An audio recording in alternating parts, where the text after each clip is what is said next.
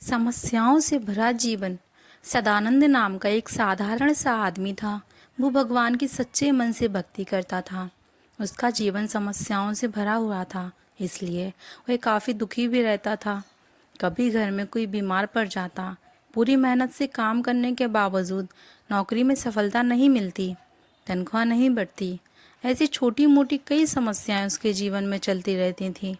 सदानंद अक्सर यह सोचता था कि वह तो किसी भी तरह का गलत काम नहीं करता है, फिर भी उसके जीवन में इतने दुख, इतने कष्ट क्यों हैं।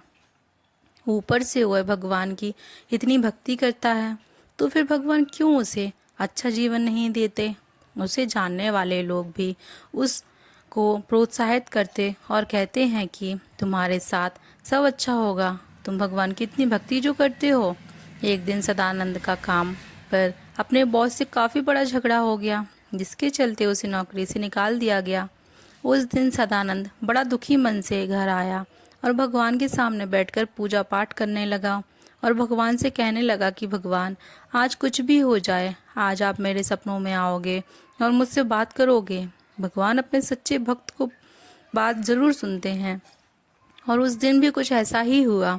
रात को जब सदानंद सो रहा था तो उसके सपने में भगवान आए।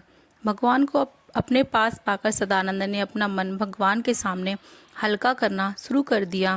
वह अपनी समस्याओं के बारे में बोलता ही गया। जब उसने अपने मन के सारे विचार भगवान के आगे निकाल दिए, तब भगवान ने उससे कहा, बताओ तुम क्या चाहती हो। सदानंद बोला, भगवान जी, मैं आपका भक्त हूँ, मैं कोई गलत काम नहीं करता, फिर भी मेरे जीवन में इतना दुख क्यों है।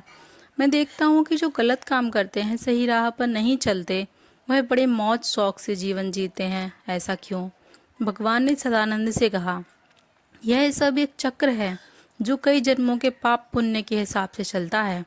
सबको अपने अपने हिस्से के कष्ट भोगने ही पड़ते हैं। फिर भी तुम मेरे सच्चे भक्त हो, इसलिए मैं तुम्हें एक उपाय बताता हूँ। तुम सुबह जब उठोगे तो तुम्हारे घर से 10 किलोमीटर दूर जो पुराना मंदिर है, वहाँ एक बरगद का पेड़ है। वहाँ पर तुम अपनी सारी समस्याएं एक चिट्ठी में लिखकर चिट्ठी को उस बरगद के पेड़ के पास रखकर आना और तुम्हारी सारी समस्याएं खत्म हो जाएंगी। लेकिन उसके लिए एक शर्त है, तुम्हें उस चिट्ठी के बदले किसी और के द्वारा लिखी गई एक चिट्ठी उठाकर लानी होगी और उस चिट्ठी में जो लिखा होगा वह तुम्हारे साथ होने लगेगा। सदानंद बहुत खुश हुआ और भगवान को धन्यवाद दिया। सदानंद जब सवेरे उठा तो उसे सपने की सारी बातें याद थीं। वह तुरंत नहा धोकर उस पुराने मंदिर के पास वाले बरगद के पेड़ के पास पहुंच गया। उसने अपनी सारी समस्याएं एक चिट्ठी में घर से ही लिखकर रखी थीं। उसने वह चिट्ठी बरगद के पेड़ के पास रखी और जाने लगा।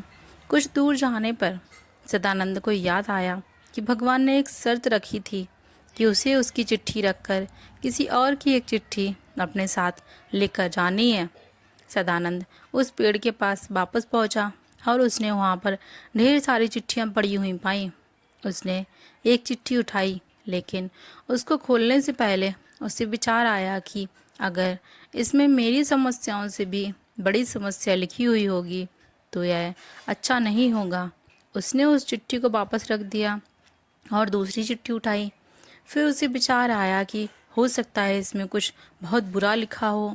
शायद इसमें लिखा हो सकता है कि उसका कोई परिवार का सदस्य गंभीर बीमार हो या मरने वाला हो या कुछ उससे भी बुरा।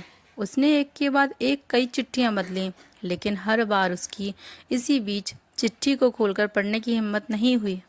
उसने सोचा, इन सभी चिट्ठियों की समस्याओं को अपनाने से अच्छा है मैं अपनी ही समस्याओं से लड़कर उनका सामना करूं। सदानंद ने अपनी लिखी हुई चिट्ठी उठाई और वहां से अपने घर लौट गया।